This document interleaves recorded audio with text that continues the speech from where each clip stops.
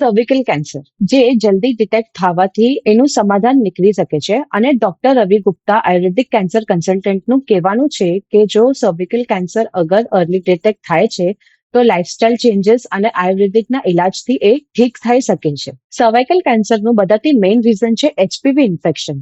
જો તમારે લાંબા ગાળે સુધી એચપીવી ઇન્ફેક્શન હોય છે તો તમારે સર્વિકલ કેન્સર હોવાનું ચાન્સીસ બહુ વધી જાય છે. હવે આપણે જોશું કે સર્વાઇકલ કેન્સરના શું સિમ્ટમ્સ હોય છે. મેઇન છે ક્યારે પણ તમારે બ્લીડિંગ આવી, તમારા બે પીરિયડ્સના વચ્ચે જો અગર તમારે બ્લીડિંગ આવે છે તો તમારે નીચેના ભાગમાં દુખવું, તમારા પીરિયડ્સના ટાઈમે તમારે બહુ જ વધારે બ્લીડિંગ આવે છે, આ તમારે નોર્મલી ના આવતી હોય ને કોઈક ટાઈમે તમારે વધારે આવે છે, કે તમે જ્યારે પીરિયડ્સમાં હો તમે જે રેગ્યુલર પેડ ચેન્જ કરતા હોય એના કરતા પણ વધારે વારે પેડ્સ ચેન્જ કરવા પડતા હોય છે.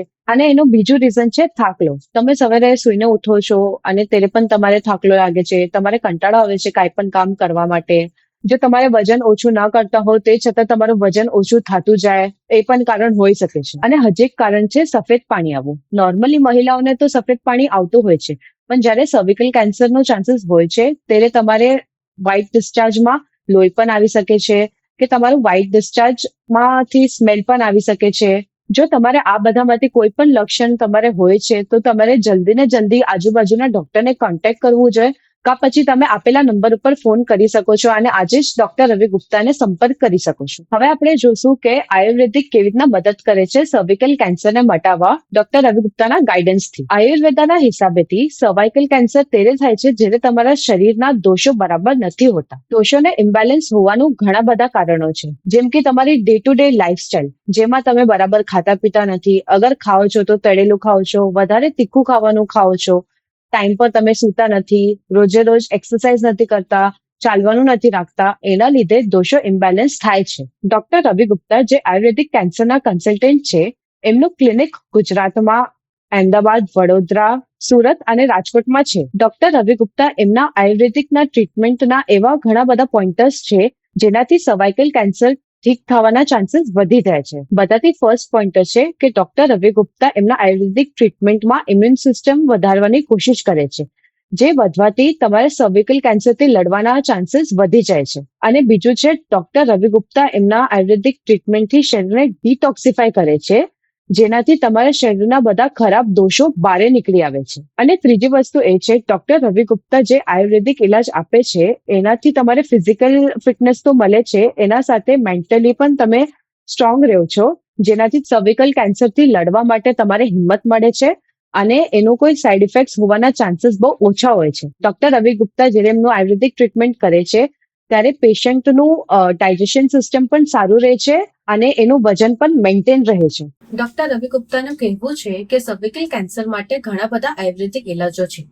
પેલું છે રસાયણા, બીજું છે હર્બલ દવાઓ, ત્રીજું છે પંચકર્મા અને ચોથું છે ડાયટ અને લાઇફસ્ટાઇલ મોડિફિકેશન. બધાથી પહેલા આપણે એ ડિસ્કસ કરશું કે સર્વાઇકલ કેન્સરમાં કઈ હર્બલ દવાઓ કામ આવે છે. આયુર્વેદિક એક બહુ જ પ્રાચીન શાસ્ત્ર છે જેના સર્વિકલ કેન્સર માટે ઘણી બધી હર્બલ દવાઓ ઉપલબ્ધ છે, જેમ કે શતાવરી, એલોવેરા, અશ્વગંધા ઇત્યાદિ ઘણી બધી એવી દવાઓ છે જે સર્વાઇકલ કેન્સર માટે ઉપયોગી થાય છે. આ હર્બલ દવાઓ કેન્સર માટે બહુ જ ઉપયોગી છે અને પેશન્ટના હેલ્થને પણ સ્વસ્થ રાખે છે. ડોક્ટર રવિ ગુપ્તાના હિસાબે પંચકર્મા સર્વિકલ કેન્સર માટે બહુ જ ઉપયોગી છે. પંચકર્મા શરીરમાંથી ટોક્સિન્સ હટાવે છે અને જે ખરાબ દોષો હોય છે શરીરના એ નીકાળી ફેંકે છે. પંચકર્મા ટ્રીટમેન્ટ જેમ કે વિરેચન અને ઉત્તરબસ્તી સર્વાઇકલ કેન્સર માટે બહુ જ મદદ કરે છે. રસાયણ થેરેપી જેમ કે ચ્યવનપ્રાશ રસાયણ અને ખુષ્માંડ અવલેહ સર્વિકલ કેન્સર માટે બહુ જ મદદ કરે છે. અને ચોથું છે ડાયટ અને lifestyle modification.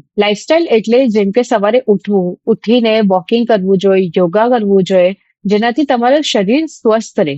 Time to time તમારે પાણી પીતા રહેવું જોઈએ, બહારનું જંક ફૂડ અવોઇડ કરવું જોઈએ, તીખું, તળેલું, બહારની કોલ્ડ ડ્રિંક, કોઈ પણ પેક્ડ ફૂડ છે, બર્ગર છે, પિઝા છે ઇત્યાદિ ઘણા બધી એવી વસ્તુઓ છે જેને તમે ખાવું ન જોઈએ. ઘરનું બનાવેલું ખાવાનું જ ખાવાનું અને જે સારું હોય એ ખાવાનું. કોલ્ડ ડ્રિંક પણ અવોઇડ કરવું જોઈએ. કોલ્ડ ડ્રિંકમાં કેટલા બધા અલગ અલગ જાતના સોડા આવે છે, એના અંદર કલર આવે છે, ફ્લેવર આવે છે નકલી, જે અંદર નાખેલા પણ નથી હોતા. એ સોડા અને એ જ ફ્લેવર તમારી શરીરને બહુ જ અસ્વસ્થ કરી નાખે છે, તમારે વીક કરી નાખે છે, જેનાથી તમારે કાંઈ પણ કામ કરવાની ઈચ્છા નથી થતી અને તમારા બોડીમાં વીકનેસ આવી જાય છે. તો આ બધું ખૂબ જ અવોઇડ કરવું જોઈએ. આજકાલ ઘણી બધી એવી મહિલાઓ છે જે ધૂમ્રપાન કરે છે. જ્યારે એક માણસ ધૂમ્રપાન કરે અને એક ઓરત જ્યારે ધૂમ્રપાન કરે ત્યારે ઓરત ઉપર વધારે અસર થાય છે, કેમ કે ફિમેલની બોડી અલગ હોય છે. ફિમેલમાં આ વસ્તુનો અસર ઘણી વધારે જલ્દી થઈ જાય છે, જેના લીધે કેન્સરના ચાન્સીસ વધી શકે છે. જો તમારાથી થાય તો તમારે ધૂમ્રપાન ના જ કરવું જોઈએ, અને જો તમારી આજુબાજુ કોઈ મહિલાઓના આજુબાજુ ધૂમ્રપાન કરે છે તો મહિલાને છેટું જાવું જોઈએ. જો તમે કે તમારા ઘરમાંથી કોઈ પણ જેને એમ લાગતું હોય કે તમારે સર્વાઇકલ કેન્સર હોઈ શકે છે કે તમારે સર્વાઇકલ કેન્સર ઓલરેડી છે, તો આજે જ ડોક્ટર રવિ ગુપ્તાને કોલ કરો અને જણાવો. કન્સલ્ટેશન માટે આપેલા નંબર ઉપર ફોન કરો. ડોક્ટર રવિ ગુપ્તા અમદાવાદ, વડોદરા, સુરત અને રાજકોટ આવે છે રેગ્યુલર પેશન્ટને વિઝિટ કરવા માટે. જો તમારે મળવું હોય તો સંપર્ક કરીને અપોઇન્ટમેન્ટ લો. કોઈ પણ મહિલાઓને હેલ્થના રિલેટેડ કાંઈ પણ છુપાવવાની કોઈ જરૂર નથી. આજે જ સંપર્ક કરો અને અપોઇન્ટમેન્ટ લો.